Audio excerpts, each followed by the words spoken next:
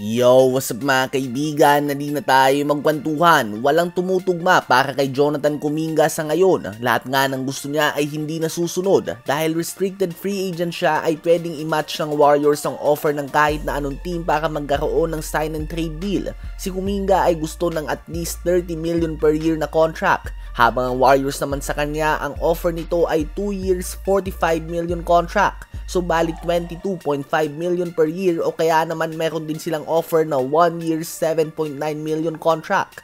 Subalit para nga kay Kuminga ay hindi ito sapat at tila ba ina-undervalue siya ng Warriors. Bukod dyan ay may team option din ito sa second year. Ibig sabihin ay Warriors din ang masusunod sa kung ano ang gusto nilang gawin kay Kuminga sa second year nito sa kanyang contract. Well, ang Phoenix Suns ay handang magbayad sa kanya ng gusto niyang kontrata. Ang problema lang ay humihingi ang Warriors ng isang future first round pick sa isang sign and trade deal. Isang bagay na wala ang Phoenix Suns sa ngayon. So hindi din nga matuloy ang trade dahil dito.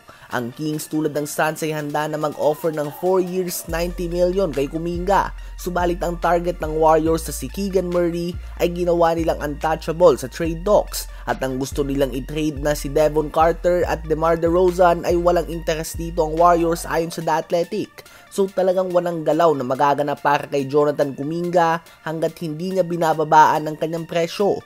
Lahat nga ito hindi tumutugma sa kanyang gusto. Solid na din ang offer kay Kuminga ng Suns at ng Kings na 4 years, $90 million. 30 million less nga ito sa gusto niya subalit wala nga siyang magagawa. Dahil mali ang timing ng pagpasok na sa free agency dahil nagtitipid ang mga teams ngayon.